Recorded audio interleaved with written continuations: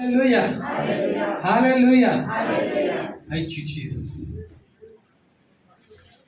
परमेश्वर का धन्यवाद आज के दिन के लिए, परमेश्वर हमको दिया बेटा यार ये सो परमेश्वर का धन्यवाद हो आज के दिन के लिए कि आज जो है हमारे लिए एक विशेष दिन है। हालेलुया। और अगर ये दिन नहीं होता तो आप और मैं यहाँ पर नहीं होते, है ना? ठीक है। सो परमेश्वर के वचन में हम जाएंगे आज, जबकि प्रभु यीशु मसीह के जी उठने की घटना को सारा विश्व के प्रभु के जो लोग हैं वो मना रहे हैं, है ना? सिर्फ हम ही नहीं, परंतु ये वैश्विक विश्व के जो लोग हैं, प्रभु के जो लोग हैं, वे भी इस घटना को मना रहे हैं। हालेलुया। और हम इस बात को जानते हैं, यदि यीशु मसीह जी नहीं उठता तो हमारे लिए कोई आशा नहीं थी, है ना?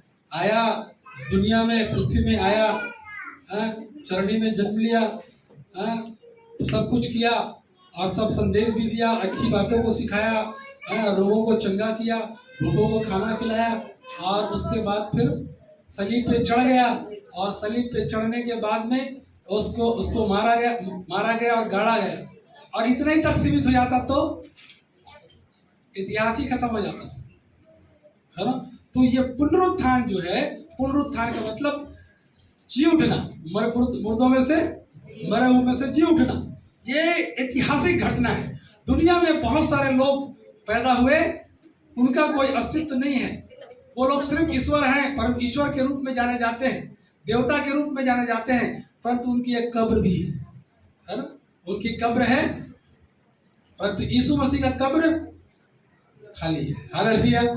आज भी ये ऐतिहासिक घटना। सो परमेश्वर के वचन में हम जाएंगे, आप मेरे साथ निकाले लूका रचित सुसमाचार और उसका 24वां अध्याय 24, लूका रचित सुसमाचार और उसका 24 अध्याय, और थोड़ा सा उसको पढ़ेंगे और फिर आगे हम बढ़ेंगे। एक दो घटना वहां पर देख रहे हैं, एक तो यीशु मसीह का पुनरुत्थान, और दूसरा जो रास्ता है वहां पर इम्माउस के मार्ग में चेलों के साथ, ठीक है। और ये दोनों घटना को यदि आपके पास वचन मिल गया है तो 24 अध्याय का 1 पद से आप उसको पढ़ेंगे 27 पद तक। परंतु सप्ताह के पहले दिन, जी ध्यान से सुनिए। परंतु सप्ताह के पहले दिन बड़े भोर को वे उन सुगंधित वस्तुओं को जो उन्होंने तैयार की थी लेकर कब्र पर आई। उन्होंने पत्थर को कब्र पर से लुढ़का हुआ पाया, पर भीतर जाकर प्रभु यीशु का शव ना पाया। जब इस बात से भौचक्की हो रही थी तो देखो, दो पुरुष झलकते वस्त्र पहने हुए उनके पास आ खड़े हुए। जब वे डर गई और धरती की ओर मुंह झुकाए रही तो उन्होंने उनसे कहा, तुम जीवितों को मरे हुए में क्यों ढूंढती हो? वह यहाँ नहीं, परंतु जी उठा है। स्मरण करो कि उसने गलील में रहते हुए तुमसे कहा था, अवश्य कि मनुष्य का पुत्र पापियों के साथ हाथ में पकड़वाया जाए और क्रूस पर चढ़ाया जाए और तीसरे दिन जी उठे। तब उसकी बातें उनको स्मरण आई और कब्र से लौटकर उन्होंने उन 11 को और अन्य सब को ये सब बातें कह सुनाई जिन्होंने प्रेरितों से ये बातें कही। वे मरियम मगदलिनी और योअन्ना और याकूब की माता मरियम और उनके साथ की अन्य स्त्रियां भी थी, परंतु उनकी बातें उन्हें कहानी सी जान पड़ी और उन्होंने उनकी प्रतीति न की। तब पतरस उठकर कब्र पर दौड़ा गया और झुककर केवल कपड़े पड़े देखे और जो हुआ था उससे अचंभा करता हुआ अपने घर चला गया। उसी दिन उनमें से 2 जन इमाउस नामक एक गांव को जा रहे थे, जो यरूशलेम से कोई 7 मील की दूरी पर था। वे इन सब बातों पर जो हुई थी आपस में बातचीत करते जा रहे थे, और जब वे आपस में बातचीत और पूछताछ कर रहे थे तो यीशु आप पास आकर उनके साथ हो लिया, परंतु उनकी आंखें ऐसी बंद कर दी गई थी कि वे उसे पहचान न सके। उसने उनसे पूछा, ये क्या बातें हैं जो तुम चलते चलते आपस में करते हो? वे उदास से खड़े रह गए। यह सुनकर उनमें से क्लियोपास नामक एक व्यक्ति ने कहा, क्या तुम क्या तू यरूशलेम में अकेला परदेसी है जो नहीं जानता कि इन दिनों में उसमें क्या क्या हुआ है? उसने उनसे पूछा, कौन सी बातें? उन्होंने उससे कहा, यीशु नासरी के विषय में, जो परमेश्वर और सब लोगों के निकट काम और वचन में सामर्थी भविष्यद्वक्ता था। और प्रधान याजकों और हमारे सरदारों ने उसे पकड़वा दिया कि उस पर मृत्यु की आज्ञा दी जाए और उसे क्रूस पर चढ़वाया। परंतु हमें आशा थी कि वे यही इस्राएल को छुटकारा देगा। इन सब बातों के सिवाय इस घटना को हुए तीसरा दिन है, और हम में से कई स्त्रियों ने भी हमें आश्चर्य में डाल दिया है, जो भोर को कब्र पर गई थी और जब उसका शव न पाया तो यह कहती हुई आई कि हमने स्वर्गदूतों का दर्शन पाया, जिन्होंने कहा कि वह जीवित है। तब हमारे साथियों में से कई एक कब्र पर गए और जैसा स्त्रियों ने कहा था वैसा ही पाया, परंतु उसको ना देखा। तब उसने उनसे कहा, हे निर्बुद्धियों और भविष्यद्वक्ताओं की सब बातों पर विश्वास करने में मंदमतियों, क्या अवश्य न था कि मसीह ये दुख उठाकर अपनी महिमा में प्रवेश करे? तब उसने मूसा से और सब भविष्यद्वक्ताओं से आरंभ करके सारे पवित्र शास्त्र में से अपने विषय में लिखी बातों का अर्थ उन्हें समझा दिया। प्रार्थना करें। परमेश्वर, वचन आपका है परमेश्वर, और हम भी आपके हैं खुदा बाप। इस बेटी के द्वारा जो वचन पढ़ा गया, परमेश्वर पिता, इसकी गहराइयों में लेकर आप हमें चले परमेश्वर। ये वचन आपका है प्रभु, आपने दिया है। पवित्र आत्मा, आप हमारे शिक्षक और सहायक हैं। जो वचन इस जगह पर बोला जाता है वो आपकी ओर से होगा। मैं जो बोलता प्रभु मेरी ओर नहीं खुदा, परंतु आपकी ओर से पवित्र आत्मा आप लोगों से, मुझसे, मेरे लोगों से बातचीत करे प्रभु, ताकि आज का वचन प्रभु परमेश्वर पिता हमारे लिए बड़ी आशीष का कारण ठहरे। धन्यवाद प्रभु। बोलने वाला मैं नहीं, बोलने वाले आप हैं प्रभु। आपका स्वागत है पवित्र। सब बातों में महिमा तुझको देते धन्यवाद के साथ प्रार्थना यीशु मसीह के नाम से, आमीन। जो आपके सामने जो चैप्टर जो पढ़ा गया है वो यीशु का पुनरुत्थान, और दूसरा जो है इम्माउस के मार्ग पर चेलों के साथ, और तीसरी जो घटना है वो यीशु का चेलों को दिखाई देना, और चौथी जो घटना है वो यीशु का स्वर्गारोहण। हालेलुया। और यहाँ पर हम इन घटनाओं को देख रहे हैं कि यीशु मसीह का जब पुनरुत्थान होना था तो लिखा है सप्ताह के पहले दिन बड़े भोर को कुछ लोग जो हैं जो यीशु मसीह से प्यार करते थे, वो उनके उस शरीर पर देह में वो सुगंधित द्रव्य मलना चाह रहे, और इसी मकसद से वो बड़े भोर को उनको मालूम नहीं है, वो बातों को भूल चुके हैं कि यीशु मसीह ने कुछ उनसे कहा था, चेलों से कुछ कहा था, वो बातें भूल गई। वो तो सिर्फ सुगंध द्रव्य मलने के वहां से मलने के लिए यीशु के कब्र में गए। अब महिलाएं जो हैं वो चली जा रही हैं, अब उनको चिंताएं नहीं है कि क्या होगा, क्योंकि कब्र में जो रखा हुआ है वो पत्थर जो है वो उसकी चिंता नहीं है कैसे हम अंदर जाएंगे कब्र के अंदर, क्योंकि सामने तो पत्थर है, और ऐसा बड़ा पत्थर जिसको हम हटा, इसकी चिंता नहीं है। उन्होंने अपनी यात्रा प्रारंभ की और वो यीशु मसीह का अपने मकसद को पूरा करने के लिए आगे बढ़ते चले गए। और जब जाकर देखते हैं, क्या देखा कि कब्र का पत्थर जो है लुढ़का हुआ है, और वे वहां पर यीशु मसीह को नहीं पाते। आज मैं उन लोगों के बारे में बात करना नहीं चाह रहा हूं। मैं इम्माउस के मार्ग में जो 2 चेले हैं और उसके बारे में जो बातें हैं उन बातों को मैं करना चाहता हूं, परंतु ये कैरेक्टर है जो इन बातों को हम भूल नहीं सकते। तो ये लोग कौन थे, कौन महिलाएं थी?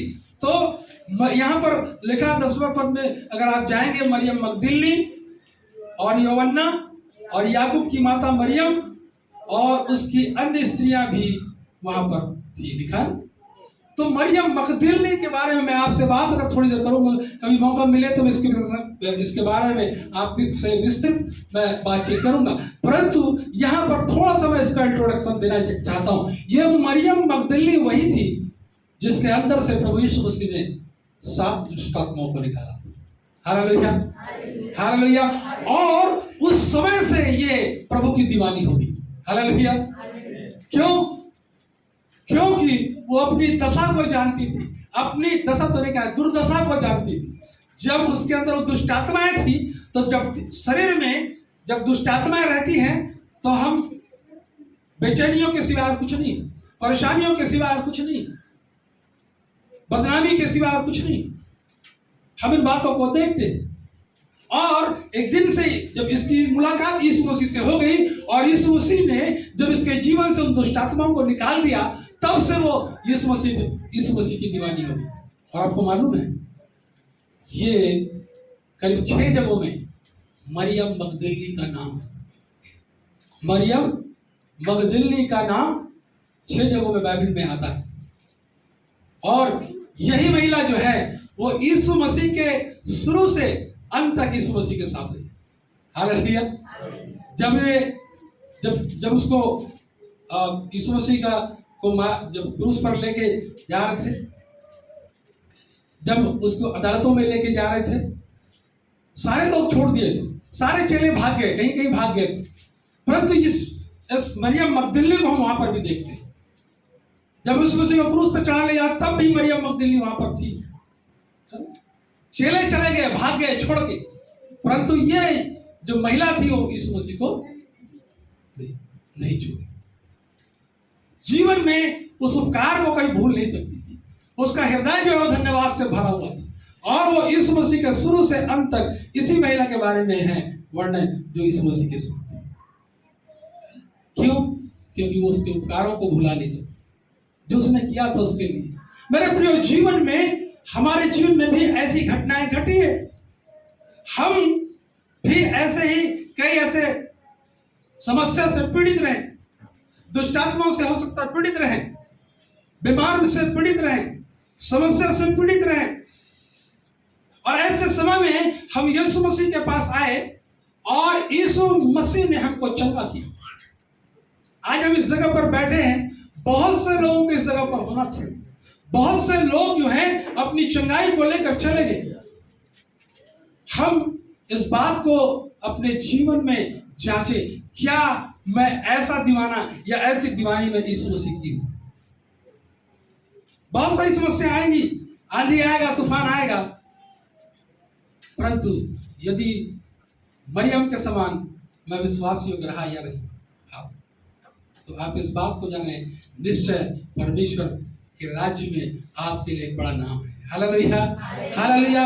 और हम इस समय और मैं ज्यादा बातें नहीं करना चाहता। मैं चाहता हूं कि आपका ध्यान में ये इम्माउस के मार्ग में चेलों के जो साथ वहां पर है, इम्माउस के मार्ग की ओर लेके चलना चाहता हूं। और ये इम्माउस के मार्ग में इस बारे में हम जानते हैं कि प्रतिवर्ष जो है संसार में जो है अनेक स्थानों पर यह पुनरुत्थान का पर्व मनाया जाता है। यीशु मसीह के जी उठने की घटनाओं के बारे में हम जानते हैं। और ये सारा विश्व जो है, जो प्रभु के लोग हैं, इस घटना को मना रहे हैं। और आपको मालूम होगा कि क्रिसमस से भी कहीं अधिक महत्वपूर्ण ये त्योहार हमारा है। Hallelujah, hallelujah. क्रिसमस से भी अधिक प्रमुखता इस त्योहार को हमको देनी है, क्योंकि प्रभु यीशु मसीह का पुनरुत्थान ही सारे संसार के लिए अनंत आशा को लेकर आया।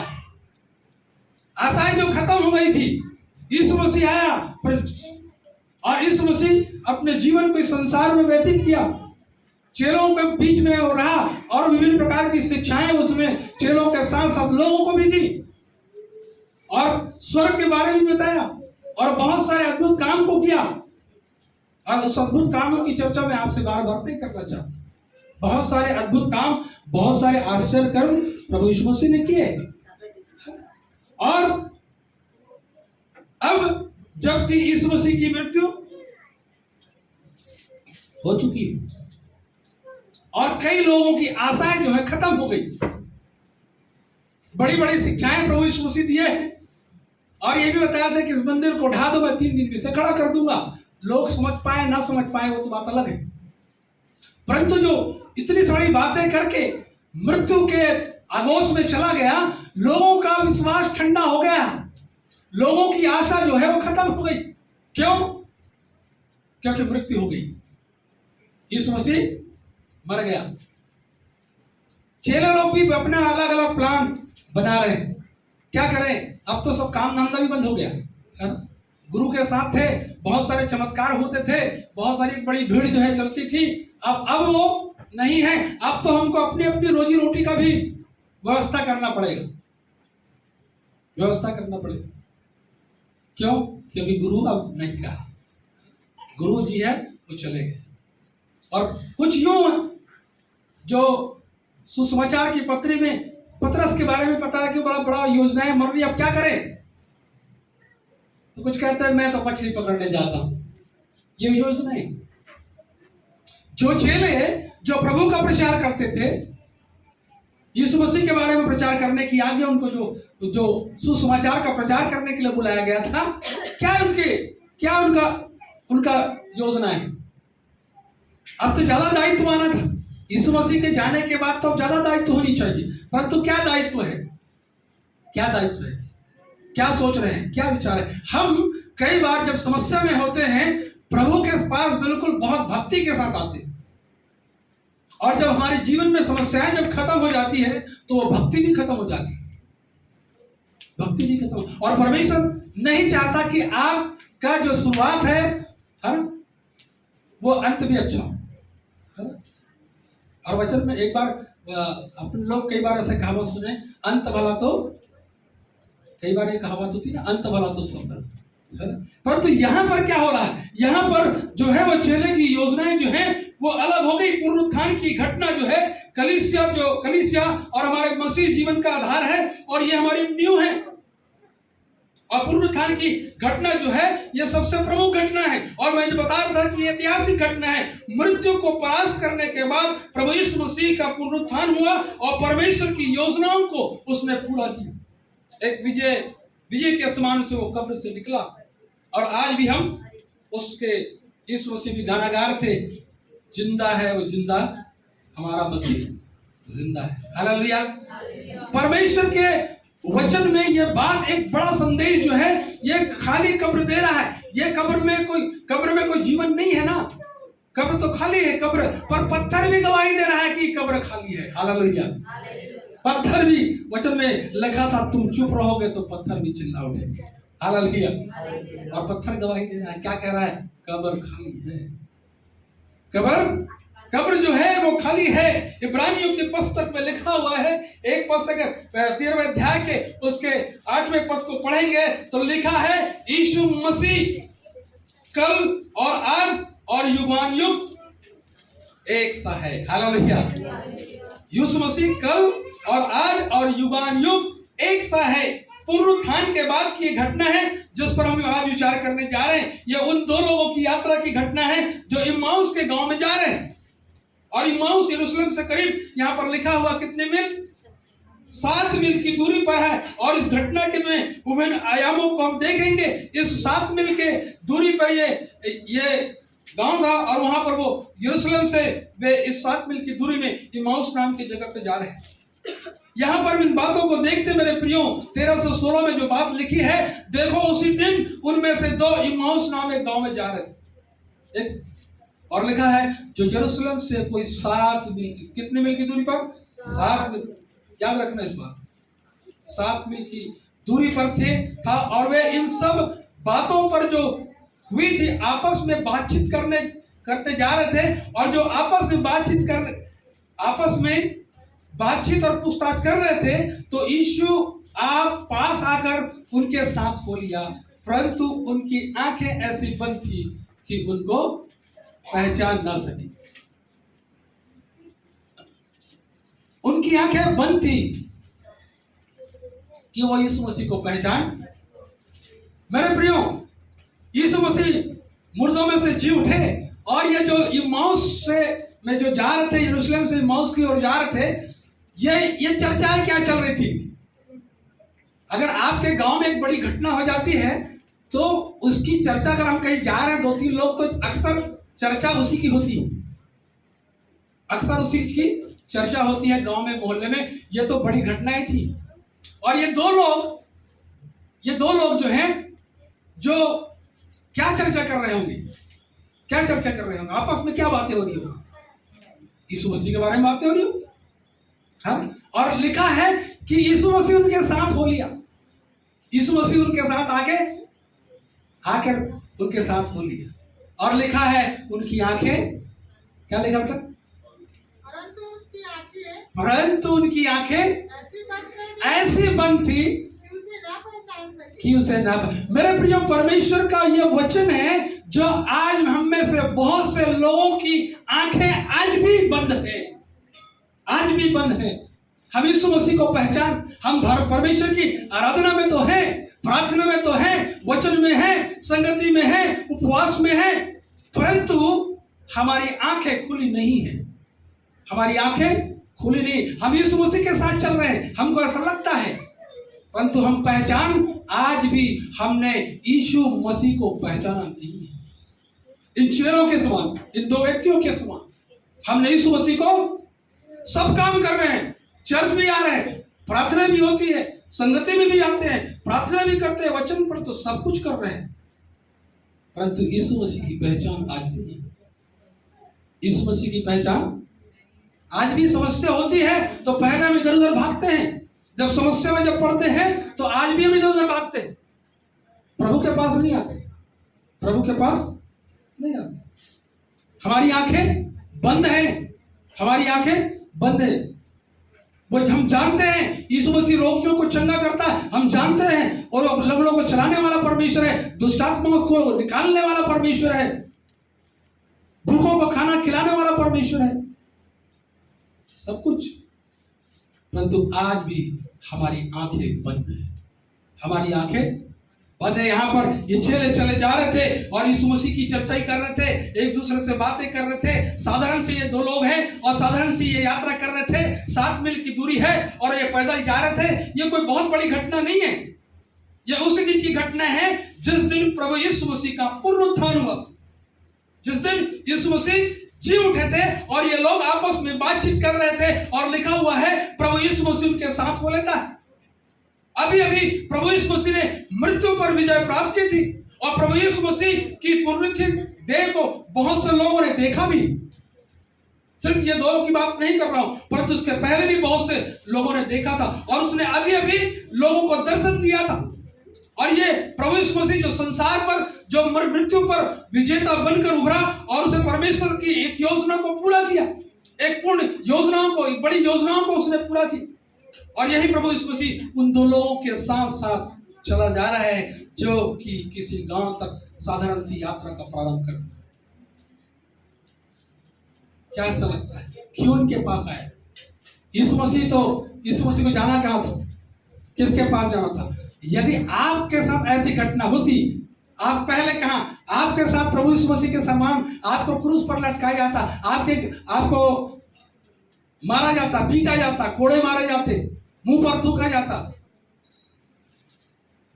अदालतों में जाकर अदालतों में घसीटा जाता, तब क्या करते? आप कहां जाते? आप कहां जाते? यहां पर यदि हम सोचे तो प्रभु यीशु मसीह को कहां पर होना चाहिए? प्रभु यीशु मसीह को तो रोमी सिपाहियों के पास जाना था, है? प्रभु यीशु मसीह को रोमी सिपाहियों के पास जाना था और जाकर दिखाना था कि देखो, तुमने तो मुझे मार डाला, मुझे सताया था, मुझे मार डाला था, तुमने तो मुझको क्रूस पर ठोक दिया था, तुमने तो मुझे मृत्यु दंड दे दिया था, मगर देखो मैं जी उठा। हालेलुया। ये जाकर उन रोमी सिपाहियों को बताना था, वो दो चेलों के पास नहीं, परंतु ये और न सिर्फ रोमियों के पास, रोमी सिपाहियों के पास, परंतु प्रभु यीशु मसीह को किसके पास जाना था? प्रभु यीशु मसीह को पिलातुस के पास जाना था और उसे कहना था कि तूने अन्याय किया था, तूने बरअब्बा को छोड़ दिया, बरअब्बा जो डाकू था उसको छोड़ दिया और तूने मुझको मार डाला, परंतु देख तेरी शक्ति समाप्त हो गई, मैं विजयी हो गया, मैं जीत गया, मैं फिर से जी उठा, तेरा अन्याय मुझको कुचल नहीं सका, तेरा अन्याय मुझको मार नहीं सका। और प्रभु यीशु मसीह को उनके पास जाना था, उन महायाजकों के पास जाना था, शास्त्रियों के पास जाना था, फरीसियों के पास जाना था कि देखो तुमने जो षड्यंत्र रचा था, तुमने जो मुझको क्रूस पर चढ़वा दिया, तुमने मेरे विरोध में झूठे आरोप लगाए, मगर अब देखो पत्थर लुढ़का हुआ है। हालेलुया। मैं मृत्यु पर जयवंत हुआ, देखो मैं तुम्हारे सामने खड़ा हुआ हूं, देखो मैं तुम्हारे सामने खड़ा हुआ हूं। और प्रभु यीशु मसीह उनके पास सुना था जिन्होंने उनका अपमान किया, जिन्होंने उनका अपमान किया था, जिन्होंने उनको थप्पड़ मारे थे, जिन्होंने कांटों का ताज पहनाया था, जिन्होंने उसका मजाक उड़ाया था, जिन्होंने उसके मुंह पर थूका था। प्रभु यीशु मसीह को उनके पास जाना चाहिए था और उनको कहना चाहिए था कि तुम्हारा अपमान, तुम्हारा थूक, तुम्हारी थप्पड़, तुम्हारा षड्यंत्र जो है वो सब कुछ बेकार चला गया। क्यों? क्योंकि मैं आज जिंदा हूं, मैं जी उठा हूं। और प्रभु यीशु मसीह को यहूदियों की महासभा के सामने होना था, उनकी संसद में उनको होना था और कहना था, देख लो सारी शक्तियां मेरे विरोध में रही, सारी शक्तियां मेरे विरोध में थी, लेकिन मैं मृत्यु की शक्ति को परास्त कर दी और तुम्हारी संसद में आ खड़ा। तुम्हारे अगुवे जो है मुझको देख सकते हैं, मेरे पंजर को देख सकते हैं, जिस पंजर में तूने कील ठोक दिए उस पंजर को देख सकते हैं, मेरे शरीर को देख सकते हैं। देखो तुम्हारी सारी शक्ति व्यर्थ हो गई। अगर मैं उसके जगह में रहता तो मैं इनके पैर से पहले जाता। परंतु प्रभु यीशु मसीह यहां पर अपनी पढ़ाई करने के लिए नहीं आए थे, बदला लेने के लिए नहीं आए थे, चैलेंज करने के लिए नहीं आए थे। यहां पर इसलिए आए, परमेश्वर के वचन में लिखा है, मैं इसलिए आया कि तुम जीवन पाओ और बहुतायत का जीवन पाओ। हालेलुया। और उस जीवन अपने लक्ष्य से कभी भी यीशु मसीह भटका नहीं। हमारे अंदर बदले लेने की प्रवृत्ति होती और हम इन सारे लोगों से मिलते। अगर ऐसा होता तो मैं उन लोगों से मिलता, मैं उन रोमी सिपाहियों से मिलता, उन लोगों को से मिलता जिन्होंने मुंह पर थूका, जिन्होंने मेरा अपमान किया, जिन्होंने मेरी बेइज्जती की, जिन्होंने मेरा अपमान किया, मजाक उड़ाया, मैं उनसे जाकर मिलता। परंतु यहाँ पर ऐसा हम नहीं देखते हैं। परमेश्वर की जीवन की छोटी छोटी बातों में हमको संदेश परमेश्वर देता है। यीशु मसीह हमको छोटी छोटी बातों में वो संदेश दे रहा है और उस संदेश को हमको लोगों तक पहुंचाना है। परंतु यहाँ पर इन बातों को देख रहे हैं, साधारण से दो लोगों के साथ जो किसी गांव की यात्रा कर रहे हैं, जो खामोशी से एकांत में चले जा रहे हैं और चुपचाप चले जा रहे हैं। और हम जानते हैं कि प्रभु यीशु मसीह का कार्य का तरीका बड़ा भिन्न है। प्रभु यीशु मसीह ने कभी तुरही बजाकर काम नहीं किया। उसका जन्म भी इसी प्रकार हुआ था। जन्म आप देखेंगे तो आप पाएंगे उसकी जन्म की घटना में ये समानता है। प्रभु यीशु मसीह का जन्म जो है वो राजमहल में नहीं हुआ। प्रभु यीशु मसीह का जो जन्म है वो राजमहल में नहीं हुआ। जब ज्योतिषी जो है संसार को ढूंढने आए तो हेरोदेस के राजा के महल में जाकर पूछते हैं, संसार का राजा यहां पर जिसे ढूंढते हुए हम आए हैं, उसका जन्म यही कहीं आपके महल में हुआ। कहां पहुंचे? उस महल में पहुंचे। राजमहल में उसको ढूंढा जा रहा था। राजमहल में उसको ढूंढा। क्यों? क्योंकि राजा पैदा हुआ है। परंतु यीशु मसीह उस बड़े जगह में नहीं है। यीशु मसीह कहाँ है? यीशु मसीह कहाँ है? कहाँ पैदा हुए? एक छोटी सी जगह। हालेलुया। बहुत तामझाम नहीं है, बहुत वहां पर तामझाम नहीं हो रहा है। वहां पर बहुत सारे लोग जो हैं इकट्ठे नहीं हैं। एक छोटे से बैतलहम के गौशाला में जानवरों के बीच एक चरनी पड़ा हुआ है और वह बैतलहम जो था एक गुमनाम सी चरनी में पड़ा हुआ है। और प्रभु यीशु मसीह का जन्म जो है, सुसमाचार जो है लोगों को, किसको? महासभा में नहीं दिया जा रहा। महासभा राजमहल में नहीं दिया जा रहा है, किसी राजधानी के सड़कों में नहीं दिया जा रहा। उसके जन्म का सुसमाचार तो साधारण से किसको? लड़कियों को दिया जा रहा है। किसको? तुम्हारे लिए एक उद्धारकर्ता है जन्मा है। हालेलुया। एक साधारण सी छोटी सी जगह में यीशु मसीह वहां पर पैदा हुआ है। प्रभु यीशु मसीह के कार्य करने का तरीका मैं जो बता रहा था कि ये तरीका और हमारी सोच से और संसार से भिन्न है। उसके पुनरुत्थान की घटना घटी, लेकिन कहीं कोई शोर शराबा नहीं हुआ। इतनी बड़ी घटना, मुर्दे का जिंदा हो जाना, कितनी बड़ी बात होनी चाहिए। यहाँ तो शोर शराबा होता, हम तो थोड़ा सा छोटा सा काम करते हैं तो हम तो फिर ढिंढोरा पीटते हैं ना। अरे मैंने किया, अरे देखो मैं, लोगों ने मुझको मार दिया था, मैं जिंदा हो गया।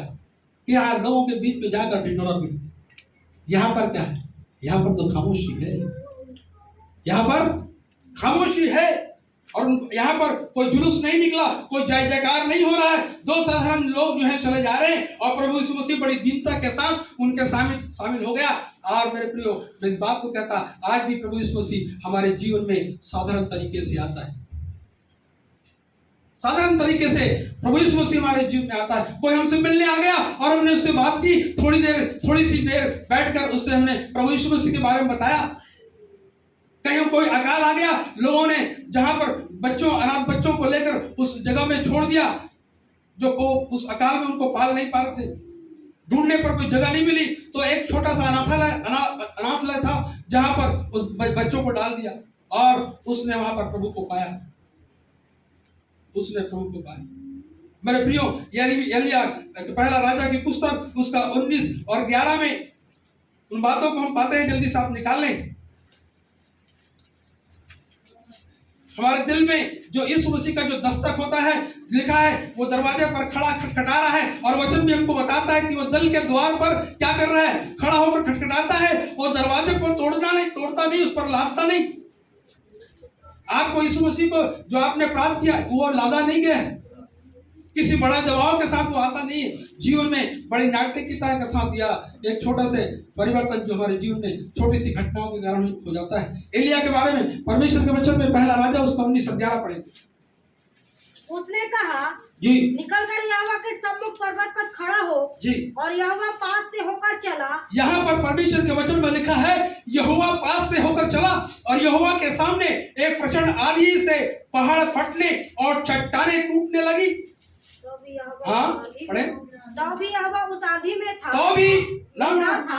हाँ। फिर आंधी के बाद भूकंप हुआ, तो जी, यहोवा उस भूकंप में ना था। जी, हाँ, आगे।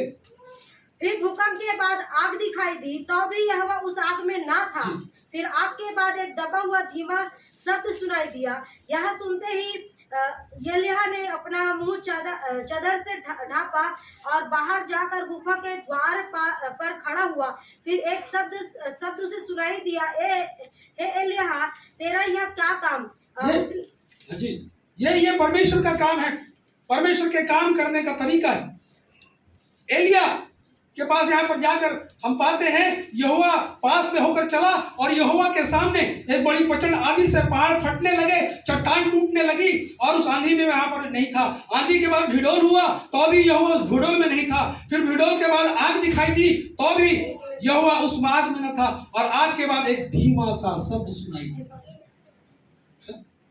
इतने सारे चीजों में परमेश्वर नहीं है, यहोवा नहीं है, परंतु एक धीमा सा शब्द एलिया को सुनना पड़ा। उसके आगे लिखा है एक धीमा सा शब्द हुआ। और क्या शब्द हुआ? एलिया तेरा यहाँ क्या काम? एलिया तेरा यहाँ क्या काम? एलिया तेरा क्या काम? क्या करने आए हैं तू? क्या करने आया था? यू वहां पर आंधी में नहीं, तूफान में नहीं, भिडोल में नहीं, आग में नहीं, तो ये परमेश्वर का एक धीमा सा शब्द, कान में एक धीमा सा शब्द जो जीवन को बदल देता है।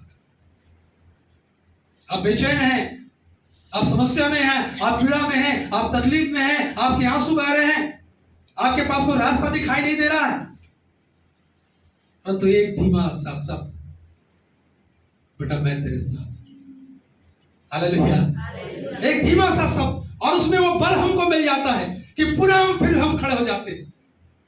जो हम निराशा में थे, दबे हुए थे, पीड़ा में थे, तकलीफ में थे, परंतु परमेश्वर कहता मैं तेरे संग हूं, और एक एनर्जी हमारे जीवन में आती है और हम खड़े हो जाते हैं। उस समस्या के सामने, उन परेशानियों के सामने, उन बीमारी के सामने हमको चैलेंज करते हैं, उसको चैलेंज करते हैं, तू मेरा कुछ नहीं कर पाएगा, मेरे साथ यहोवा है, हालेलुया, यहोवा है, और उपाय करने वाला परमेश्वर है। मेरे प्रिय, जब आप इस परिस्थिति में गुजर कर चले जा रहे हैं, मुझे नहीं मालूम आपके पास क्या समस्या है, मुझे नहीं मालूम कि आप किस परिस्थितियों में होकर गुजर रहे हैं, परंतु इस बात को मैं जानता हूं कि आपका परमेश्वर, आप उसके पास आते हैं, एक धीमी आवाज में बात करेगा, हालेलुया। आज चमक और दमक का समय है। लोग जो हैं वो बहुत सारे ढिंढोरा पीट कर काम करने वाले लोग हैं। प्रभु का प्रचार कम, और जो प्रचार करने वाला है उनका पब्लिसिटी अधिक। यही हो रहा है। परमेश्वर वहां पर नहीं है जहां पे मैं अपनी बड़ाई कर रहा हूं, जहां मेरी बड़ाई जहां हो रही है, परमेश्वर वहां है जहां पर उसकी जरूरत है, हालेलुया, हालेलुया। यहाँ पर एलिया के पास थे। फिर हम नहमिया के जीवन के बारे में आते हैं। वो अर्छत का राजा, महल में उसका प्याऊ था, वो नहीं जानता था कि क्या होने वाला, वो नहीं जानता था यरूशलेम की जो शहर बनाए उसको बनाना है, क्योंकि वह वहां के फाटक जो है वो जली हुई है और शहर बना टूटी हुई। और इस घटना के प्रारंभ जो है बड़े साधारण तरीके से होता है। लिखा है, तब हनानी नामक के मेरा एक भाई और यहूदा से आए हुए कई एक पुरुष आए, तब उन बचे हुए यहूदियों से जो बंधुआई में थे, छूट गए थे। यदि आप नहमिया की पुस्तक उसका पहला अध्याय को निकालेंगे और पढ़ेंगे तो ये पाएंगे उसके बारे में। जल्दी से उसको निकालना पड़ेगा।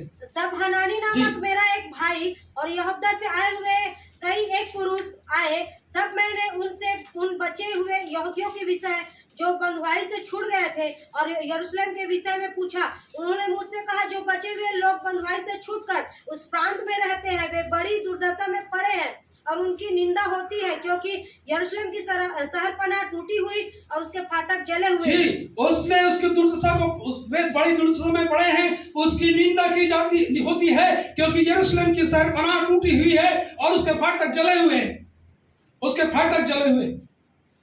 और ये बातों को लेकर कुछ लोग जो हैं उस नहमिया से मिलने के लिए राज दरबार में आए। नहमिया को बहुत बड़ा राजा वहां का नहीं था, राजा का मामूली सा प्याऊ था।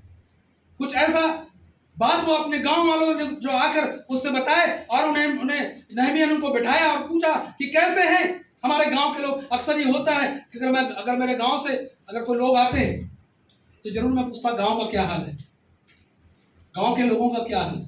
और नहमिया से यही बातें हो रही, नहमिया से यही बातें हो रही। नहमिया पूछ रहा है कि गांव का क्या हाल है और लोग बता रहे हैं कि वहां की स्थिति ठीक नहीं है, फाटक जले हुए, दुर्दशा में है, दुर्दशा में है। और परमेश्वर के वचन को वो गांव में के संदेश को जब नहमिया पूछ रहे हैं कि कैसे हमारे प्रिय लोग, कैसे हमारे मोहल्ले के लोग, कैसे हमारी शहर की हालत, तो लिखा हुआ है, ये बातें सुनते ही बैठकर रोने लगा और कितने दिन तक विलाप करता रहा और स्वर्ग के परमेश्वर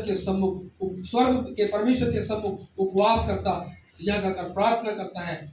आप चौथे पद में वहां पर लिखा हुआ है, क्या लिखा बेटा, जल्दी से पढ़ो। ये बातें सुनते ही मैं बैठकर रोने लगा और कितने दिन तक विलाप करता और स्वर्ग के परमेश्वर के उपवास करता और यह कहकर प्रार्थना करता, हे स्वर्ग के परमेश्वर, हे महान और भययोग्य ईश्वर, तू जो ये किन के लिए दुआ हो रही है, किन के लिए? नहमिया तो राजमहल में है, नहमिया तो राजा के साथ है और राजा का प्याऊ है, वहां पर कोई किसी प्रकार की कोई समस्या नहीं, कोई किसी प्रकार की समस्या नहीं। मेरे प्रियो, मैं आपसे यही बातों को कहना चाहता हूं। आप बहुत अच्छी जगह में आ गए हैं, प्रभु के पास में हैं, परंतु आपके गांव की हालत क्या है, आपके शहर की हालत क्या है, आप जिस जगह में रहते हैं आपके परिवार की क्या हालत है? क्या कभी हमने इस बारे में सोचा? नहमिया जब इन बातों को सुना कि वो दुर्दशा में है, फाटक जले हुए हैं, तो लिखा है वो बैठकर रोने लगा। ये दर्द है, ये पीड़ा है उसकी, क्योंकि उसका ध्यान उसकी ओर था। मेरे गांव में ये सब चीजें हो रही है, हमको अपने गांव का क्या आज दर्द है, हम अपने आसपास के लोगों में देखें क्या पीड़ा है, आत्माएं नाश हो रही है, हमको सब कुछ दर्द नहीं। ये छोटी छोटी घटनाएं हैं, बिल्कुल लोग मिलने आए थे, इसलिए नहीं कि नहमिया के पास जाएंगे और नहमिया उसको सबका प्रत्युत्तर दे देंगे। कुछ सामान्य लोग हैं, गांव के लोग हैं, मिलने चले आए। मेरे भी गांव के लोग आ जाते हैं तो कभी भी फोन करते, सब कहाँ पर होगा,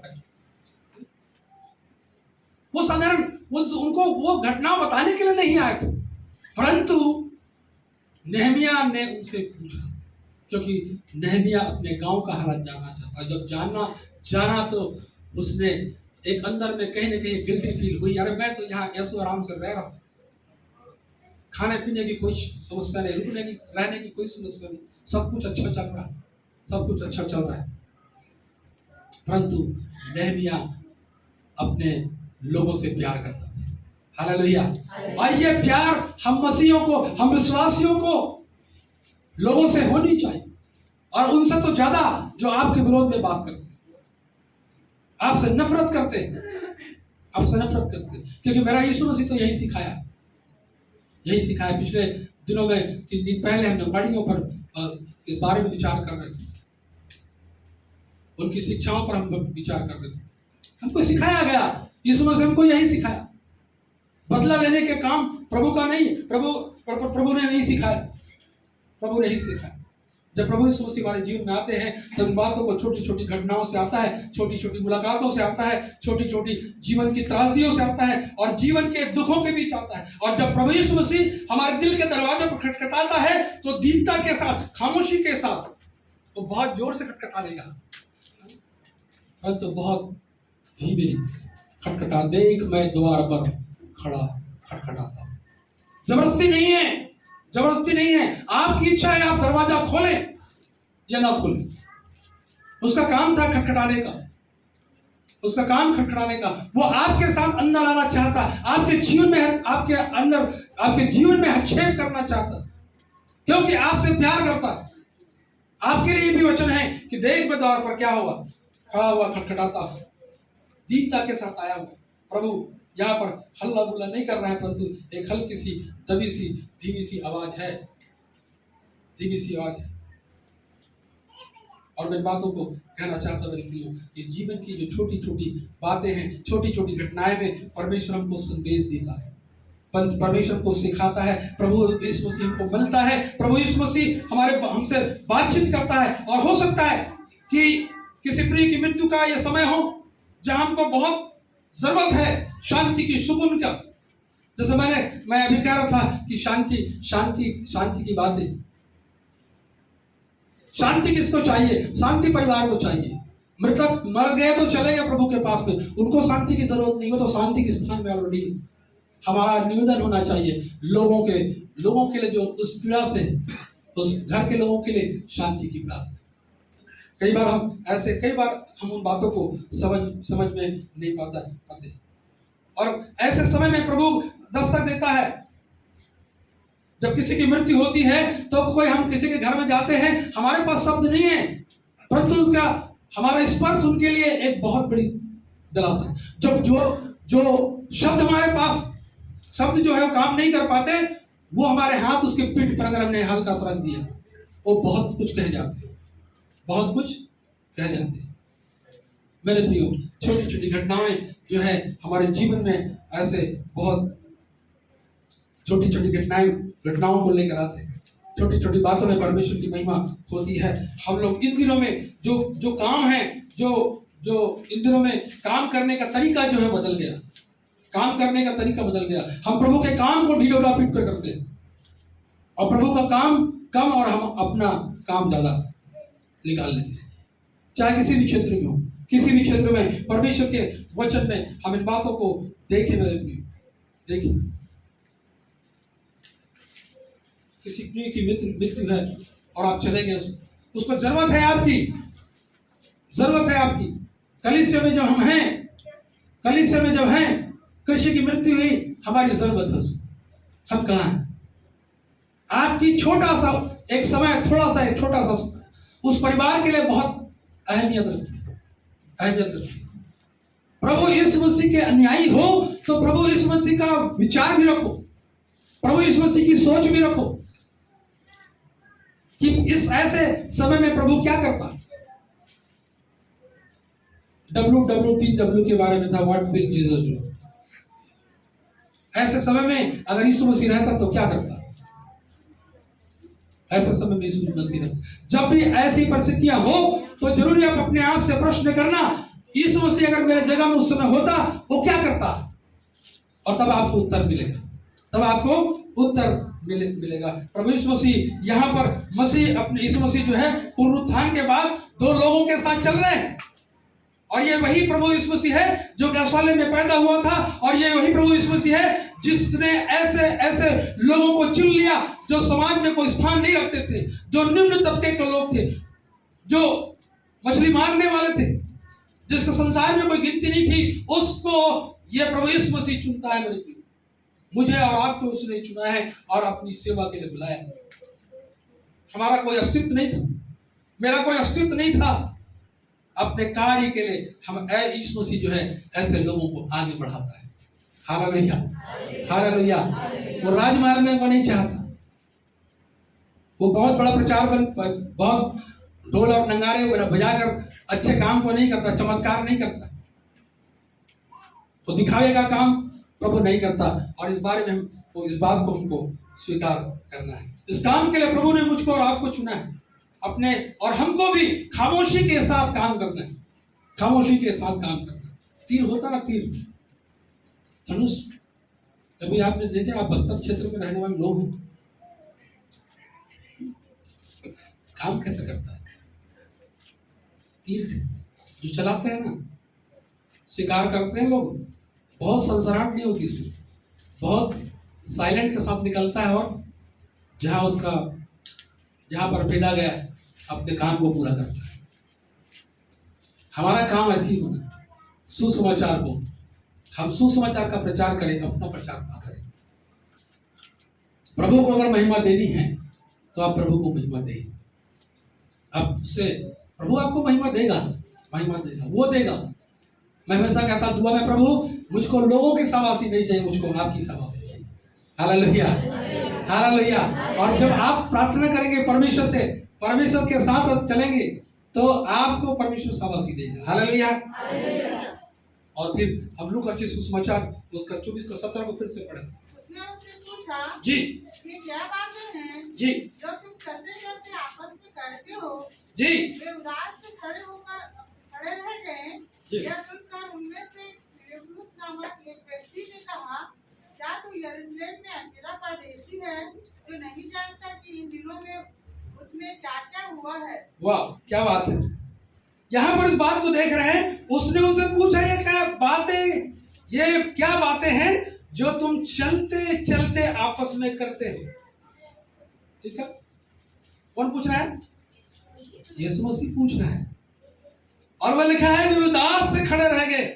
यह सुनकर उनमें से फिलिप्पुस नाम का एक व्यक्ति ने कहा, क्या तू यरूशलेम में अकेला परदेशी है जो नहीं जानता कि इन दिनों में उसके साथ क्या क्या हुआ? इन दिनों में कहीं ना कहीं इनके जीवन में भी यीशु मसीह का प्रेम है, और वो उदास हो गए। अरे तू क्या परदेशी व्यक्ति है? अरे आसपास में, पूरे आसपास के जगहों में क्या फैल गया, ये बातें फैल गई। इस्राएल लोगों ने यीशु मसीह को क्रूस पर चढ़ा दिया, तुझको मालूम ही नहीं, तुझको मालूम ही नहीं। और वे उदास होकर उन बातों को यीशु मसीह से पूछ रहा है, यीशु मसीह से और उनसे बातें कर रहा है, ये पहचान नहीं पा रहे हैं। और यीशु मसीह उनसे पूछ रहा है कि कौन सी बातें बता रहे, कौन सी बातें हैं? यीशु मसीह पूछ रहा है, बिल्कुल अनजान बनकर उन्होंने उससे कहा, यीशु नासरी के विषय में जो परमेश्वर और सब लोगों के निकट और अपने वचन में सामर्थी भविष्यवक्ता था, और महायाजकों और हमारे सरदारों ने उसे पकड़वा दिया कि उसको मृत्यु दंड दिया, और उस पर क्रूस पर चढ़ा दी। ये यीशु मसीह से उसके बारे में घटना, उस बारे में जिक्र कर रहा है, यीशु मसीह की बातें हो रही। अब ये कह रहे हैं क्या है ये बातें? ठीक है कि अब तू नहीं जानता, वो भविष्यवक्ता था, और प्रधान याजकों और हमारे सरदारों ने उसे पकड़ा दिया, उस पर मृत्यु की आज्ञा दी जाए और उसे क्रूस पर चढ़ाया जाए। परंतु हमें आशा थी कि यही इजराइल को छुटकारा देगा, यही है जो इजराइल को छुड़ाएगा।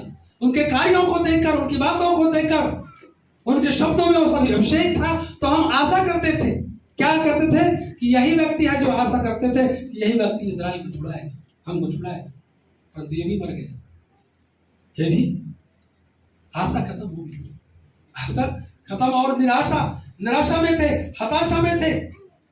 और लिखा है कि इन सब बातों के सिवाय इस घटना को हुए कितने दिन थे? तीसरे दिन थे। और हम में से कई स्त्रियों ने भी उसे आश्रम में डाल दिया, और जो भोर पर जो कब्र में जब गई थी, जब लोथ में ना पाई, तो यह कहती आई कि हम स्वर्गदूतों का दर्शन पाए, जिन्होंने कहा कि वह जीवित है। तब हमारे साथियों में से एक कब्र पर जैसे स्त्रियों ने कहा था वैसे ही उसको पाया। हालेलुया। ये बहुत सारी चर्चाएं, बहुत सारी बातें हैं जो मैं आपको बता नहीं पाऊंगा कि समय जो है वो बहुत तेजी से आगे बढ़ रहा है। प्रभु यीशु मसीह धैर्य से अपनी कहानी उसके मुख से सुन रहा है, और वह कहते हैं कि तू कैसा अजनबी व्यक्ति है, क्या तू नहीं जानता यरूशलेम में क्या घटनाएं हुई? और प्रभु यीशु मसीह पूछते कौन सी घटना है, तब वे सारी बातें बताते हैं। और तब यीशु मसीह जो है धैर्य पूर्वक उसकी बातों को सुनता रहा। और क्यों? क्योंकि वही तो नायक था। इस घटना का नायक कौन था? यीशु मसीह था। और वो जो बता रहे हैं उसको बड़ा अच्छा लग रहा है ना? और वो सुन रहा है, वो सुन रहा है, वो सुन रहा है। कौन लोग बोल रहे हैं? ये दो लोग। कौन थे ये लोग? ये साधारण लोग थे जो इस घटना के गवाह थे। और लिखा है यहां पर, हम इन बातों को देखते हैं प्रभु यीशु मसीह की यहाँ पर कुछ भी बातें प्रभु यीशु मसीह नहीं बोल रहे। अगर हम होते तो शायद बोलते अरे तुम लोग को मालूम नहीं क्या, तुमने जो ये बातें सुनी, लेकिन मैं तो उसमें गुजरा हुआ हूं। हम कहते हैं ना, हम लोग का जो बातें होती है, हम उसकी यीशु मसीह की जगह में रहते हैं, बोलते हैं यही बातें कहते हैं, मैं तो उसमें गुजरा हुआ हूं, मैं ही प्रभु यीशु मसीह हूं। परंतु यहाँ पर ऐसे नहीं हुआ। बड़े धैर्य और खामोशी से उनकी बातों को सुनता है। और परमेश्वर धैर्य रखने वाला परमेश्वर है। हालेलुया। वो धीरज धरता है, मेरे और आपके लिए धीरज धरता है। और अगर धीरज नहीं धरता तो आज हम इस पृथ्वी पर नहीं होते, इस पृथ्वी पर नहीं होते, कब का यहां से नाश हो गए होते। उसके धीरज के कारण ही आप और मैं आज यहाँ पर हैं। पुराना और नए नियम के अंतराल में अगर जाएंगे तो कितने वर्ष का अंतराल था मालूम आपको?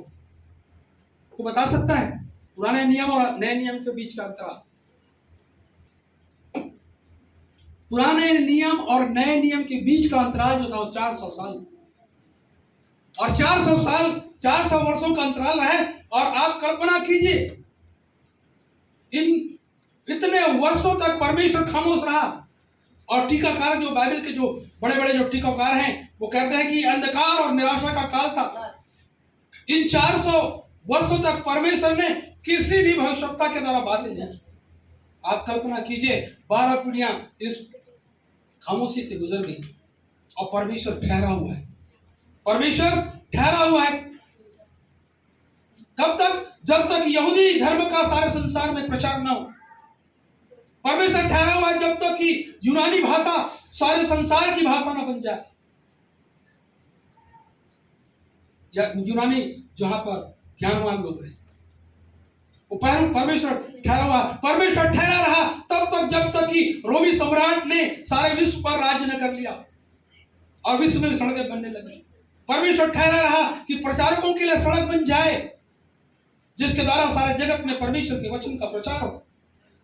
गलातियों की पुस्तक उसका 4:4 में लिखा है कि जब समय पूरा हुआ, जब समय 400 खामोश रहने के बाद जब समय लिखा है, जब समय पूरा हुआ। क्या लिखा बेटा? पढ़ो। जब समय पूरा हुआ तो परमेश्वर ने अपने पुत्र को मेरे प्रियो, परमेश्वर ने अपने पुत्र को भेजा। समय की परिपूर्णता होने तक, वर्षों तक, सदियों तक, पीढ़ियों तक परमेश्वर ठहरा रहा।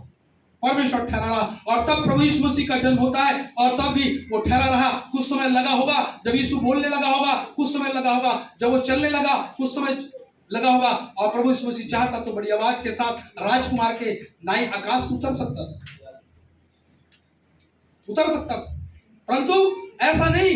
वो 30 वर्षों तक ठहरा रहा, 30 वर्षों तक ठहरा रहा। इसके पहले वो अपनी सेवकाई प्रारंभ करे कब्र के बंद में, वो मेरे और आपके लिए 3 दिनों तक ठहरा रहा। उसी दिन वो जिंदा नहीं हो गया, 3 दिन तक वो ठहरा रहा। और इसके पहले कि वो पुनर्जीवित हो, इम्माउस की राह पर कुछ घंटों तक खामोशी से वो प्रभु यीशु मसीह उन 2 अजनबियों के साथ ठहरा रहा। परमेश्वर मेरे और आपके लिए ठहरता है। मेरे प्रिय, परमेश्वर हमको इसलिए ठहरता है कि वो हमको मौका देना चाहता है। परमेश्वर हमारी प्रतीक्षा करता है। एक एक दिन, एक एक पल वो ठहरा हुआ है। दूसरा पत्रस उसका 3 अध्याय 9 पद में लिखा हुआ है, प्रभु अपनी प्रतिज्ञा के विषय में देर नहीं करता। जैसे कितने लोग समझते हैं, पर तुम्हारे विषय में धीरज धरता है और नहीं चाहता कि कोई भी नाश हो, वरन यह सबको मन फिराव का अवसर है। ऐसा नहीं है कि परमेश्वर अपनी प्रतिज्ञाओं को पूरी नहीं करता, परंतु वो धीरज धरता है क्योंकि वह मुझसे और आपसे प्यार करता है, प्रेम करता है।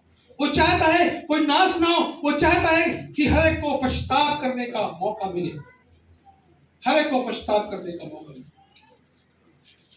और इस धैर्य को हम परमेश्वर की कमजोरी न समझें। कई बार हम बार बार गलती पे गलती, पाप पे पाप करते चले जाते हैं। हम समझते हैं अरे परमेश्वर तो दयालु है, दया करने वाला प्रेमी है, प्रेम करने वाला परमेश्वर है, वो प्रेम का वो करता रहे और हम पाप करते रहे। मेरे प्रियो, धैर्य जब खत्म होगा तो विनाश के सिवाय कुछ भी नहीं, विनाश के सिवाय कुछ भी नहीं होगा। धीरज को उसके इम्तिहान मत लो, क्योंकि परमेश्वर का वचन कहता है जीवते परमेश्वर के हाथ में पड़ना क्या ही भयानक बात है। उसके हाथ, उसके प्रेम का, उसके धीरज का नाजायज फायदा मत उठाइए। ये परमेश्वर की कमजोरी नहीं है।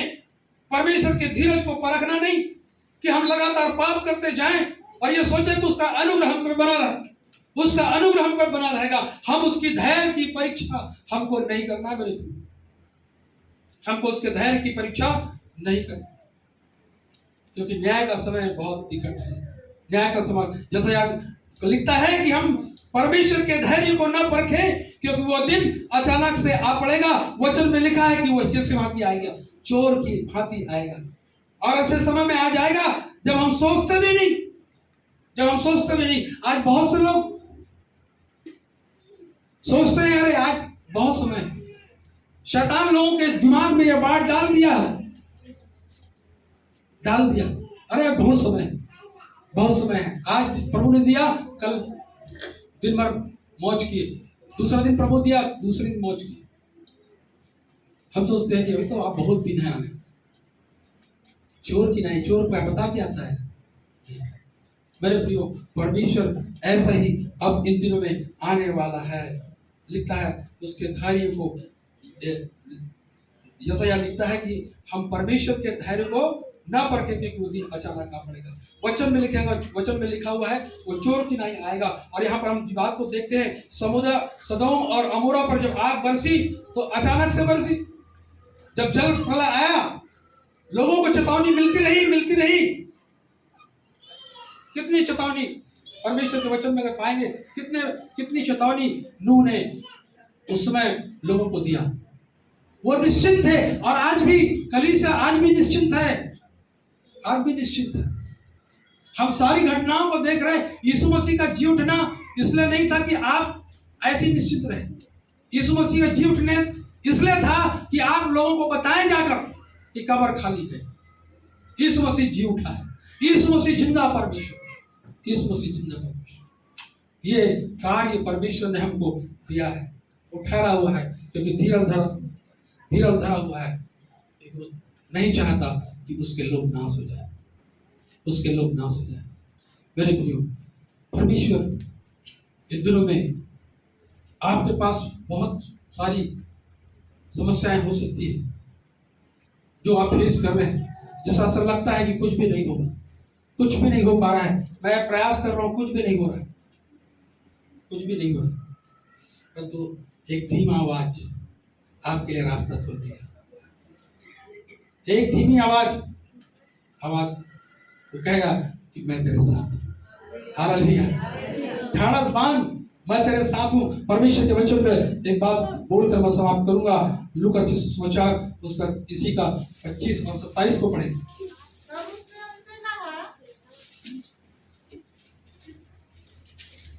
तब उसने उनसे कहा, हे निर्बुद्धियों और भविष्यद्वक्ताओं की सब बातों पर विश्वास करने में मंदमतियों, क्या अवश्य न था कि मसीह एक दुख उठाकर अपनी महिमा में प्रवेश करे।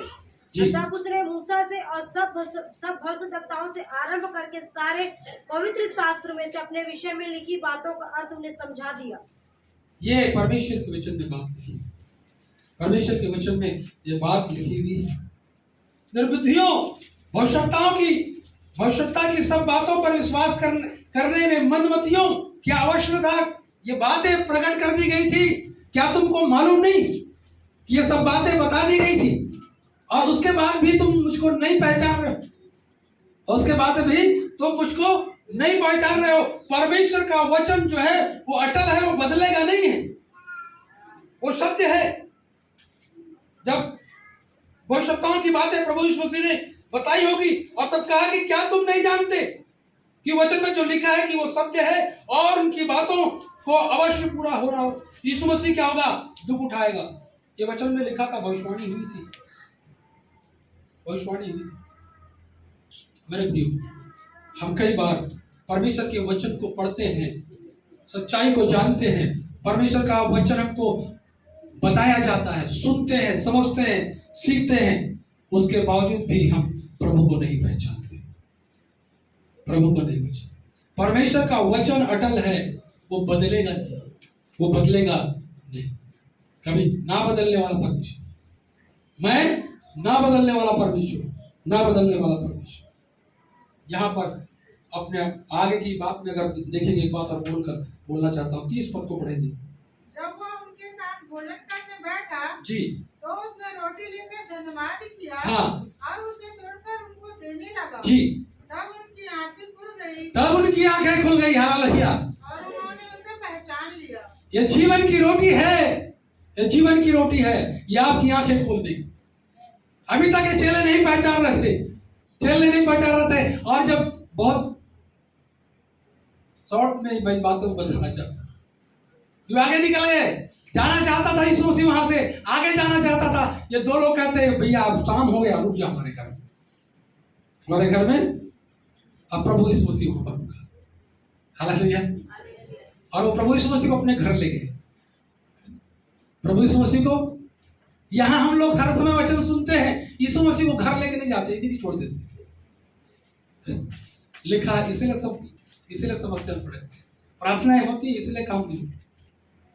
यीशु मसीह को लेकर जाएं घर, यीशु मसीह को लेकर जाएं, और वहां पर जब ये लेके गए तो एक अद्भुत परिवर्तन को देखते हैं।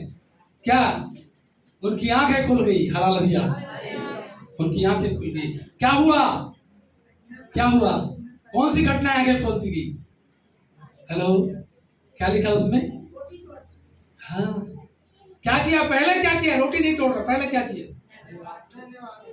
यह यीशु मसीह का स्टाइल था, तरीका था, जो हर बात में के लिए परमेश्वर का धन्यवाद करता है। वो आपको सिखा के गया है। कितने लोग धन्यवाद देते हैं गलत रीति से, गलत तरीका। अगर तकलीफ पीड़ाएं हो रही तब धन्यवाद नहीं देते। अच्छा होगा तो धन्यवाद देती होगी, तो भी भूल जाते। खाना आया तुरंत कोई धन्यवाद नहीं। भूख लगी है ना, तुरंत खाना मुंह पे, भूख लगी है। परमेश्वर को धन्यवाद देना नहीं सीखे। खुदा तूने धन्यवाद कि तूने भोजन दिया।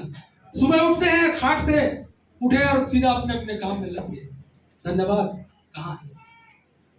धन्यवाद क्या?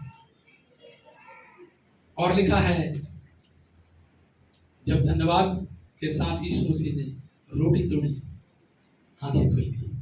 Hallelujah, hallelujah. जीवन की रोटी यीशु मसीह है। जीवन की रोटी यीशु मसीह है। और उनके तरीके से, उनके कार्य से पहचान गया, अरे ये कोई व्यक्ति नहीं, अरे ये तो हमारा प्रभु है। हालेलुया। और तब तक क्या हुआ? यीशु मसीह वहां से विलुप्त हो गए। कहीं देर ना हो जाए, कहीं देर ना हो जाए। आप जिसकी संगति में रहे हो, आपके बीच में वो डेरा किया है, और आप अपने दिशा में आगे बढ़ते चले गए। आप जैसे चाहते वैसे चलते चले गए। उसको लिखा है, मैं अपनों के घर में आया और मुझे ग्रहण नहीं किया। बदनसीब हैं ऐसे लोग जो प्रभु को जानकर भी वापस चले जाते हैं। खुदा के कलाम में एक बात यहाँ पर लिखा हुआ है, उसने रोटी तोड़ी और उनको देने लगे, और प्रभु यीशु मसीह के हाथ को देखा और उस स्थान को देखा जहां पर कील ठुकी हुई होगी। उनकी आंखें खुल गई, और उस समय जब आंखें खुली, प्रभु उनकी आंखों से ओझल हो गया। और उसके बाद लिखा है, उसी खड़ी हुई चल दिया। रात को कब हो गया? रात को कितने दूर? जब उनको पता चला ये तो यीशु मसीह था, यीशु मसीह था। उस सुसमाचार को, उन बातों को बताने के लिए अभी अभी आए थे 7 मील की यात्रा करने। 7 मील मतलब मैं सोचता हूँ 15 से 20 मिनट दूरी हुई। ठीक है, हम रहते क्या कहते, अरे प्रभु अभी तो आए हैं, क्या करना है? उस संदेश को लेके, अरे हमने यीशु मसीह से मुलाकात मुलाकात की, यीशु मसीह हमारे बीच में था। उन बातों को बताने के लिए वापस फिर 20 किलोमीटर, 15 से 20 किलोमीटर यात्रा, अभी भी तो आए थे। और यात्रा बहुत बहुत शानदार रोड नहीं थी, कच्ची पगडंडियां थी, इमाउस का मार्ग जो था। रात में चलना पगडंडियों में आसान नहीं होता, परंतु जो आनंद था, जो उत्साह था, अरे यीशु मसीह तो हमारे साथ बैठकर खाना है, हालेलुया, हमारे साथ संगति की है। मेरे प्रियो, आज इन बातों को मुझको और हमको समझ लिखा यहाँ पर, हम इन बातों को देखते हैं कि उनके साथ वहां पर वो लोग ने भोजन किया, रोटी तोड़ी और धन्यवाद की, और उसके काम से जब ऐसे हुआ तो उनको समझ में गया ये यीशु मसीह है, हालेलुया। आपके कौन से कार्य आपको लोगों के बीच में इस बात की गवाह के लिए खड़ा करता था कि यीशु मसीह के लोग? ऐसा कौन सी आदतें हैं जो लोगों को इस बात के बारे में बताता है कि यीशु मसीह के लोग, जो आपकी आदतों से सुमार है, जो आपकी आदतों की सुमार है? मेरे प्रियो, हम इन बातों को अपने जीवन में, बहुत सारी बातें प्रभु के जी उठने के संबंध में हैं, परंतु मेरे पर प्रभु के धन्यवाद हो जिसने मेरे लिए अपने प्राण दिए, और हम उस प्रभु को जानते हैं, उस प्रभु को मानते हैं। प्रभु आज इन दिनों में यही सुसमाचार कि वो जिंदा है, यही संदेश कि वो जिंदा है, जिंदा है। ये सेवकाई आसान नहीं है मेरे प्रियो। पहले के समय में ऐसे बहुत सारे लोग थे जो खुदा के कलाम इंडिया में भी आया तो बहुत दूर से आए संदेश। एक कहानी बताकर, एक सच्ची घटना बताकर मैं समाप्त करूंगा। एक प्रभु का महान दास था जो इंग्लैंड से पुर्तगाल की यात्रा की सुसमाचार के लिए, अपने परिवार के साथ सुसमाचार प्रचार के लिए उसने अपनी यात्रा की, और पुर्तगाल में प्रभु के वचन को सुनाने के लिए वो गया। और न सिर्फ सुसमाचार के लिए, इतनी लंबी यात्रा, उसमें लंबी यात्राएं जो है हवाई जहाज नहीं थी, समुद्री यात्राएं होती थी। और समुद्री यात्रा करके वो उस अनजान देश में गया, पुर्तगाल में प्रभु के वचन को सुनाया। वहां 50 साल तक वहां रहा, 50 साल तक प्रभु के वचन को बांटता रहा, उनकी पत्नी उसके साथ, उनके 8 बच्चे उनके साथ। और फिर 50 साल के बाद प्रभु के दास ने सोचा कि अब मैं वापस अपने गांव, अपने शहर में जाऊंगा। तो उसने पहले क्या किया कि अपने बहन को बुलाया देश, और अपने उसकी बहन जो थी वो अपने 3 बच्चों को लेकर इंग्लैंड से पुर्तगाल में आई। और उसी के साथ, चूंकि वो सेवक वही काम करना चाह रहा था, इतने साल तक मैंने सेवा दी है, कुछ साल और करके पहले मैं अपने बीवी बच्चों को भेज दूं। और उसने अपनी बहन को विदेश से बुलाया। उसकी बहन की यात्रा जहाज में करते हुए आई, और फिर जिस दिन जाने का समय हुआ, उनकी बहन के 3 बच्चे और पास्टर साहब के, प्रभु के दास के, उनकी पत्नी और 8 बच्चे, ये लोग वापस उसकी बहन अपने भाभी को लेने के लिए और अपने भतीजे बच्चों को लेने के लिए उनके साथ आई। और वापस जब जहाज में ये सवार हो रहे थे जहाज में, तो हो सकता है उनके लिए ये अंतिम विदाई देने के लिए, अंतिम कहना चाहिए कि अभी मुझको तो और कुछ साल इस काम करना है, कुछ साल मुझको काम करने हैं। अपने पत्नी, अपने बच्चों को विदाई देने के लिए वो उस बंदरगाह में आया, और वापस अपने बच्चों को जहाज में बैठाकर, पत्नी को, अपनी बहन को, उनके बच्चों को बैठाकर वापस आया और फिर सेवा करने लगा। और इन बात की घटना के बारे में पुस्तक में पढ़ रहा था, लिखा है कि उसकी बहन जो है उनको उनके बच्चों के साथ उन्होंने विदा किया, और रविवार को ये जो प्रभु का जो दास था वचन को सुनाने के लिए खड़ा हुआ, और उन्हें बताया कि मुझे संदेश मिला है कि मेरी बहन और 11 बच्चे और मेरी पत्नी जो है वो सुरक्षित अपने घर में पहुंच गए। ये अपने परमेश्वर का दास जब रविवार को प्रचार कर रहा था तो कहता है कि वो अपने घर में, मेरी पत्नी, मेरे बच्चे, मेरी बहन उनके 3 बच्चे अपने घर में पहुंच गए और प्रचार करता रहा। आराधना खत्म होने के बाद लोगों को पता चला कि जिस जहाज में जा रहे थे वो जहाज डूब गया। ये खुदा का एहसास सही बात। ऐसा संदेश के लिए एक बड़ा कलेजा चाहिए। वो जानता था कि परमेश्वर तो मेरे बच्चों को, मेरे पत्नी को, मेरी बहन को नाश नहीं होने देगी, क्योंकि तेरे परमेश्वर तुझसे प्रेम करते थे। वो रियल अपने घर में पहुंच गए। हम होते तो उसके में क्या कहते? प्रभु, क्या मैंने इतने वर्षों तक तेरी सेवा इसलिए नहीं की कि मेरे बच्चे, मेरी पत्नी इस समय जब मुझे जरूरत है मेरे बच्चों की, मेरे पत्नी की, और उसको गर्व से कह रहा, प्रचार कर रहा कि मेरे बच्चे, मेरी पत्नी, मेरी बहन सही जगह में पहुंचे, अपने घर पहुंच गए। लोगों को समझ में नहीं आया। आराधना खत्म हुई तब उन्होंने बात बताया कि वो जहाज जो है वो डूब गया। मेरे प्रिय, कई बार हमारे जीवन में ऐसा समय इसलिए आता है कि हम परमेश्वर के साथ और मदद के साथ रहना चाहिए। आइए, तूने दिया, तूने लिया, तेरा नाम धन्य। खुदा बाप, आज इस मसीह की कब्रें खाली, आज भी खाली है। आज प्रभु हमारे लिए, मेरा और आपका इंतजार कर रहे हैं। हम परमेश्वर के लिए क्या सकते, क्या क्या कुर्बान कर सकते हैं? है कुछ हमारा जो कुछ परमेश्वर हमारे पास में है, जो कुछ है परमेश्वर ने हमको दिया। मेरे प्रिय, आज यही संदेश ईस्टर का है, यही संदेश है।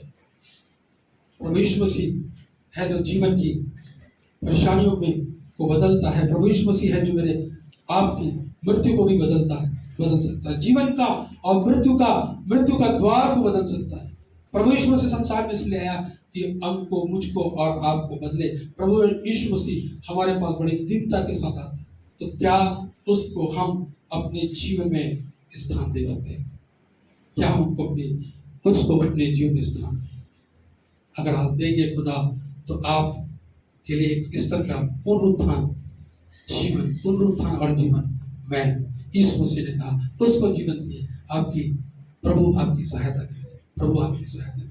हम प्रभु के लिए क्या छोड़ना चाहते हैं, क्या त्याग करना चाहते हैं, क्या देना चाहते हैं, क्या करना चाहते हैं? अरे जिसने हमारे लिए अपनी जान दे दी, परमेश्वर कहता मेरे वचन को लोगों तक पहुंचाओ।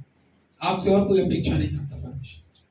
सुसमाचार का प्रचार करो, सुसमाचार का प्रचार इसलिए प्रचार करो कि मेरे बच्चे और भी जो बाहर में हैं वो ना सुनो, जीवन पाए। क्या हम इस काम को करने के लिए तैयार? क्या हम इस काम को करने के लिए तैयार? प्रभु हमारी सहायता करें। अपने स्थान में खड़े जाएं, थोड़ी देर मौन रहेगा, हम प्रार्थना करें। थोड़ी देर मौन रहेगा, हम दुआ करें। Thank you Lord.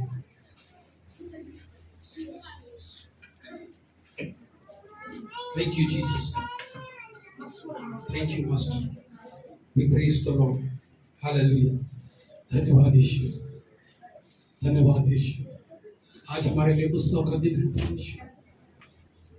खुदा बाप, तुम्हारे दुखों को आनंद में बदल देने वाला परमेश्वर, तू हमारी समस्याओं का समाधान करने वाला परमेश्वर। प्रभु, तूने कभी नहीं चाहा खुदा की अपने कामों को प्रभु धूम धड़ाके के साथ करें।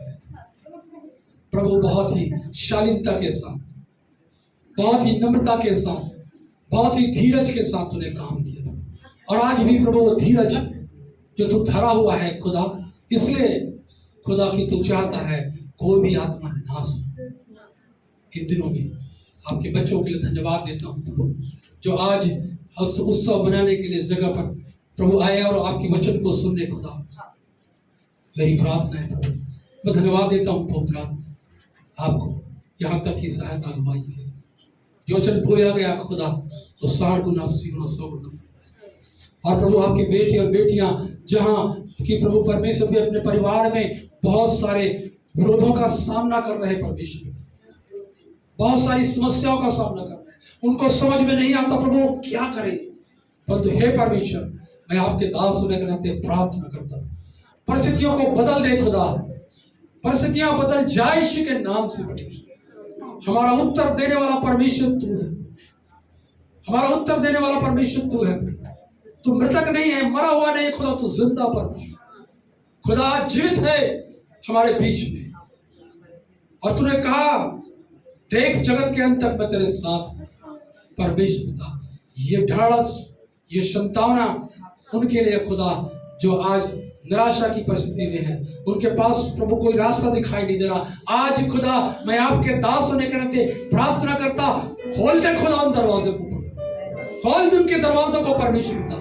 और प्रभु परमेश्वर उनके द्वारा जीवन की, उनके जीवन से तेरी गवाही हो परमेश्वर।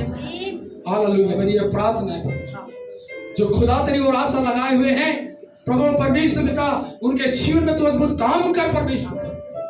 जो बीमार है, अस्वस्थ है प्रभु परमेश्वर, जो चल फिर नहीं पाते परमेश्वर, एक अद्भुत काम को तू कर। मेरी ये प्रार्थना है परमेश्वर, अपने बच्चों पर दया कर, दया कर, दया कर। आप कहते हैं पुनरुत्थान और जीवन मैं हूं परमेश्वर पिता, वही रास्ता स्वर्ग का द्वार का खुदा यीशु मसीह, उसके सिवा और कोई नहीं। प्रभु हम आपके बाहों को थाम ले, आपके हाथों को थामे प्रभु, आप हमारे हाथों को थाम लीजिए और हम उस मंजिल तक हमें पहुंचाएं।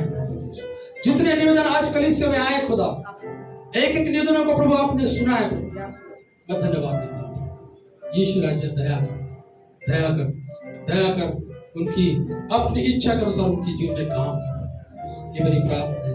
जब यहाँ से विदा होते हैं प्रभु परमेश्वर आप हमारी सहायता करें, इस मौसम के दुष्प्रभाव से अपने लोगों को सुरक्षा को प्रदान करें। सब बातों के लिए प्रभु मैं धन्यवाद देता हूँ। यहाँ तक प्रभु आपने मेरी सहायता की, महिमा आदर गौरव यीशु मसीह में आपको देता हूँ। धन्यवाद के साथ प्रार्थना यीशु मसीह का नाम समाप्त है, सुनकर कबूल करें। आमीन। हमारे परमेश्वर पिता का प्रेम, प्रभु यीशु मसीह का अनुग्रह, पवित्र आत्मा की मीठी संगति, सौभाग्यता हम सब विश्वासियों के साथ, दास दासियों के साथ, जब तक ईश्वर राजा आपका दोबारा आगमन ना हो तब तक हम सब पर बने रहें। आमीन।